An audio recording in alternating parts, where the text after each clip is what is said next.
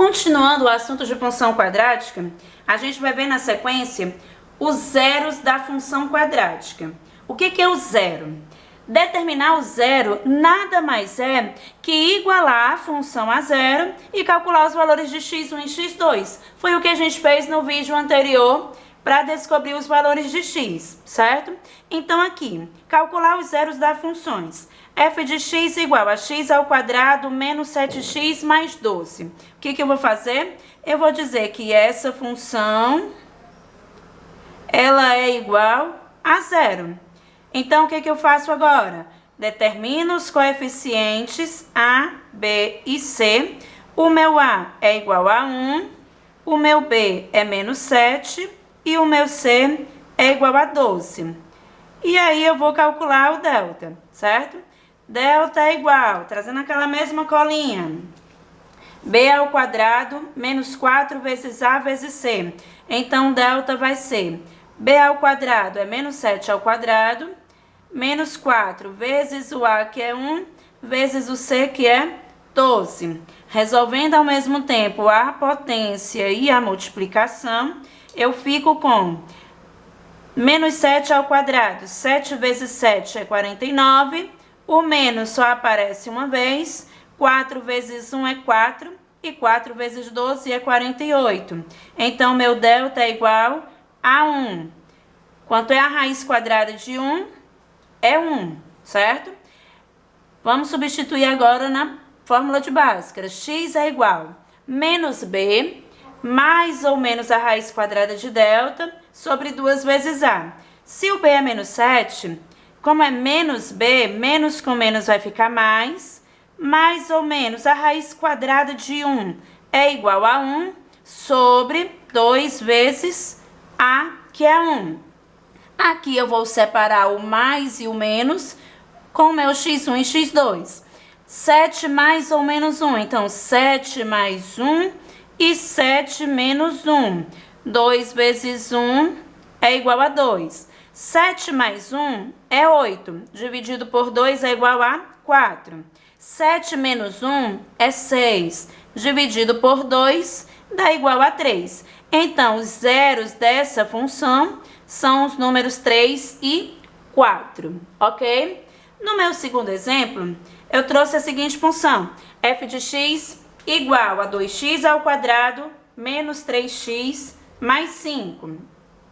Então, eu vou dizer que a minha função 2x ao quadrado menos 3x mais 5 é igual a zero. Fazendo assim, A, B e C. O A é igual a 2, o B é menos 3 e o C é igual a 5. Substituindo na fórmula de delta, B ao quadrado, se o B é menos 3 ao quadrado, menos 4 vezes A, que é 2, vezes C, que é 5. Vamos resolver a potência e a multiplicação ao mesmo tempo. Menos 3 ao quadrado, 3 vezes 3 é igual a 9. O menos só aparece uma vez. 4 vezes 2 é 8. E 8 vezes 5 é igual a 40. 9 menos 40 vai dar menos 31. Quando o meu delta é negativo, não existe raiz quadrada de número negativo. Então, conclusão, não existe raiz real, certo? Toda vez que o delta é negativo, não existe raiz real. O meu terceiro exemplo diz o seguinte: g de x igual a 5x ao quadrado mais 10x mais 5. Então, 5x ao quadrado mais 10x mais 5 igual a zero. O A é igual a 5, o B é igual a 10 e o C também é igual a 5. Substituindo na formulazinha do delta, B ao quadrado, então 10 ao quadrado, menos 4 vezes o A, que é 5, vezes o C, que também é 5. Resolvendo ao mesmo tempo a potência e a multiplicação, 10 ao quadrado, 10 vezes 10 dá 100, menos 4 vezes 5 é 20 e 20 vezes 5 também é 100. E 100 menos 100 é igual a zero. Para aqui, não, a gente continua, porque a raiz quadrada de zero é zero, tá? Substituindo na fórmula de Bhaskara. X é igual a menos b, como b é 10, menos 10, mais ou menos a raiz quadrada do delta, a raiz quadrada de zero, é zero, sobre 2 vezes o a, que é 5.